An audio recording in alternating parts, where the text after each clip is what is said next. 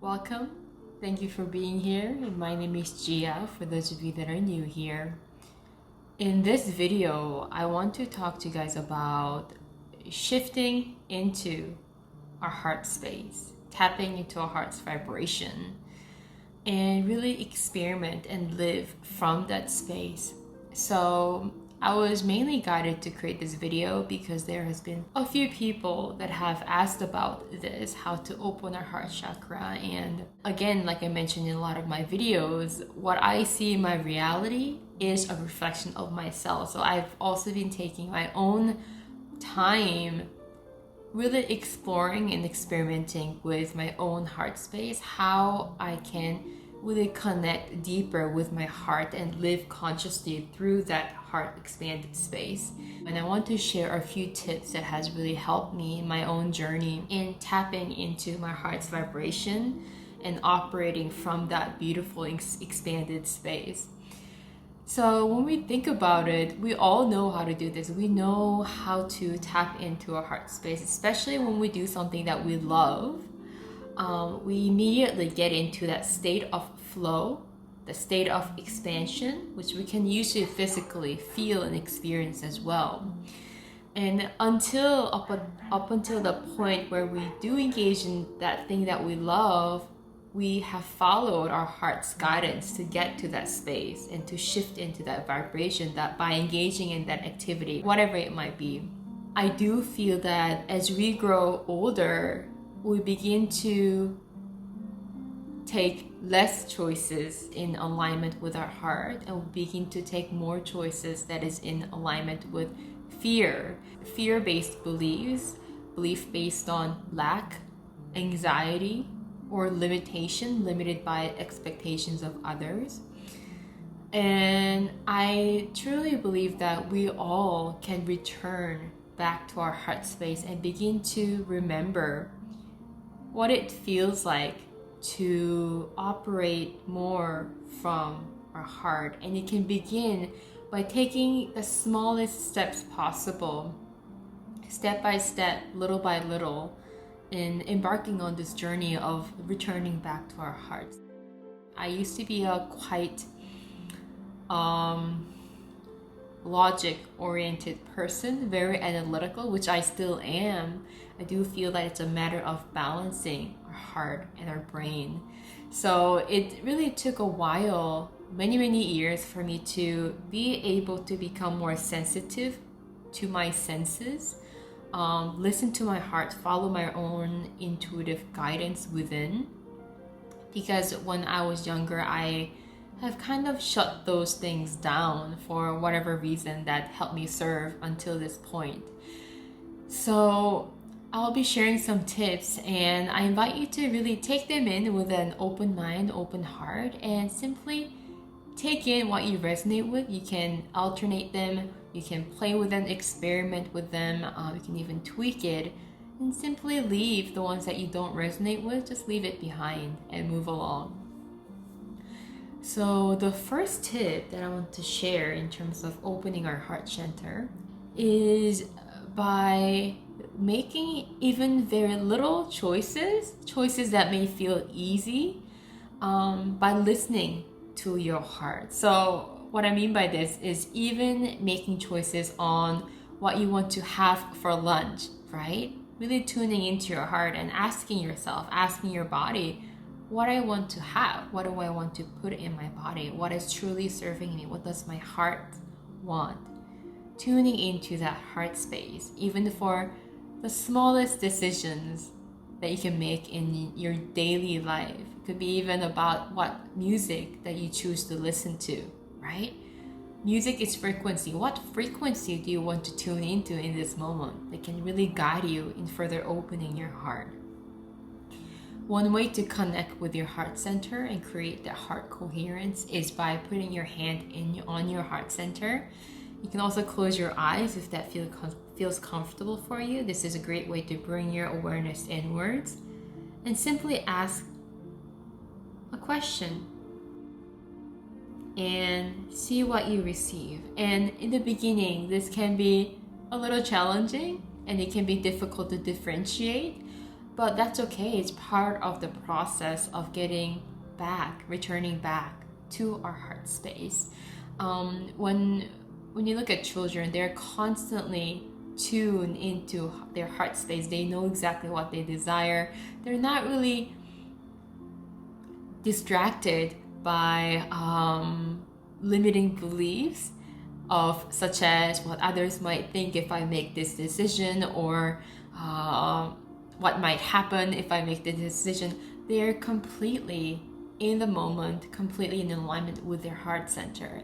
And this is one example that I love to use because it's so simple. When we live in the heart space, it's very simple. And this is a great practice for us to begin tapping into a heart's vibration by even making small life choices as an opportunity to tune into your heart center. So the next tip that I want to share is to practice using your entire body.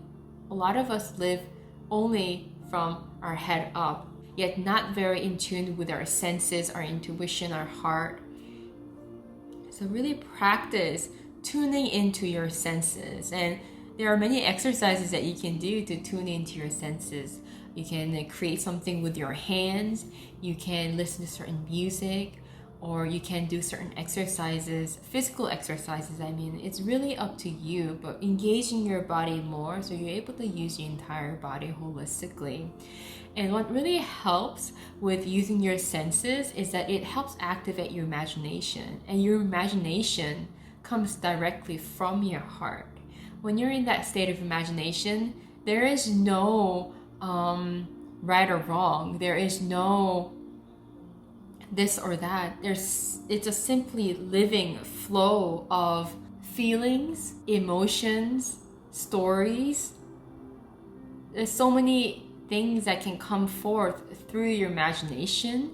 And this is a great way to tap into your heart center.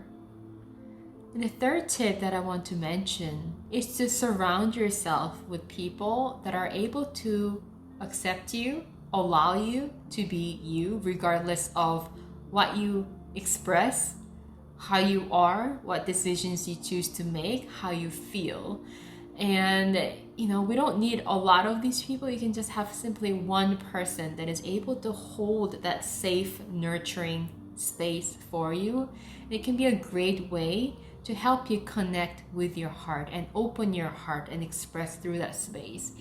And again, our self-acceptance comes from within first, yet it really does help to have at least one person to create that open space for us. As you begin to do this, you'll begin to also understand or feel from your heart what people that we want to keep in our circle or around you, and what people you're ready to let go or just keep a healthy distance from. And this is not to create judgment or division, but it's simply about you consciously choosing, discerning how you want to spend your energy. Another tip is to use triggering moments as an opportunity to open your heart. When we feel triggered, it's natural for us to feel contracted, stiff, stressed, a lot of tension. This is also reflected physically as well, and also in the way that we feel in our heart center. So in order for us to be able to open our hearts, which is very important in these triggering moments, because when we're able to allow ourselves to relax, become more conscious, and reflect, that's when we're able to heal and grow through those triggering moments. So it's very important for us to learn to take these trigger moments as an opportunity to open our hearts and reflect through that space. And the next tip is to engage more frequently in activities that brings you joy. When I say joy, I'm not talking about entertainment that we distract ourselves with to not think about certain things that we don't want to think about, but I'm talking about things that allows you to embody the vibration of joy, something that allows you to feel joyfulness get into a state of flow and openness. And as you begin to tap into this vibration of joy more and more, you'll begin to witness how your vibration shifts, your emotional level shifts. And you might also witness in this state, even a completely unrelated life situation, you might be able to have a different perspective to it. And this is how we shift our perspective, shift our beliefs, and shift our reality and create the life that we came here to create. The next tip is to make decisions for yourself, not for others. And I'm not talking about being selfish or making certain choices that would harm other people, but I'm talking about deliberately and consciously making choices in a state of centeredness, in a state of your heart's alignment. And as you make choices from this aligned state, you'll begin to see that people around you are able to feel that vibrational shift that has occurred in you. And this alignment in your heart that you're able to tap into can also impact those around you to tap into their heart center, or at least inspire them to tap into their own heart center and follow their own truth, their own voice as well.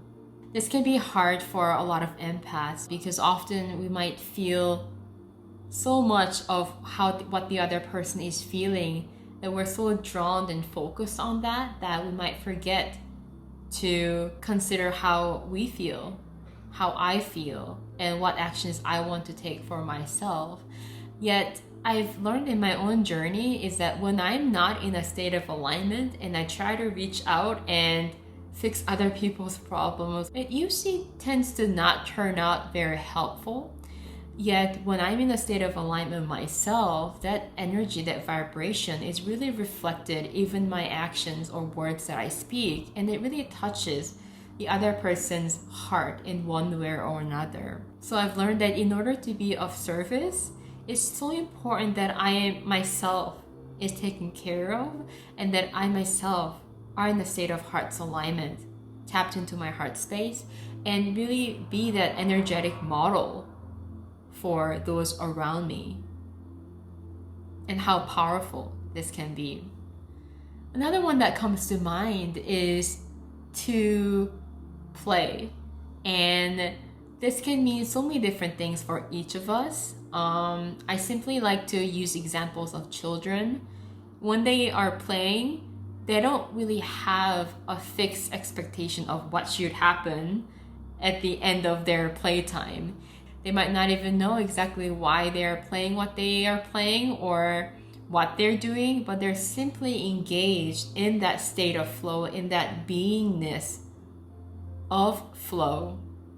I myself had been so long disconnected from this state of flow, and as I began to really come back to this state of openness, heart's alignment, this state of explorative play and fun, it really opened my heart. For me, it usually happens when I go out in nature. It completely opens my heart center, and I become so aware of everything that's around me, this interconnectedness. And I get into this playful interaction with nature, with trees, with the sand on the beach, whatever it is. This is just one example. And this flow, this playful state is really a powerful way to connect back to our heart center, because our heart space is where our inner child lives, and our inner child is the master of playfulness. It's really open for anything, yet you're able to get into that state of play, because in a state of play, there is no pressure, there is no expectation, there is no answer. It simply is a state of being.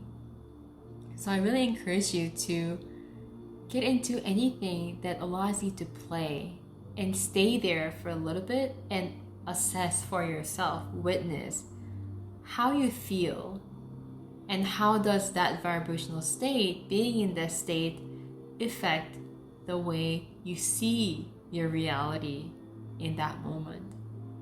These are some tips that I want to share with you guys. If you have your own way of tapping into your heart space, your heart's vibration, I encourage you to share them in the comments below and share it with everyone else. I think it's very powerful to talk about these things together. Thank you for tuning into this video. Thank you for being here, and I'll see you next time.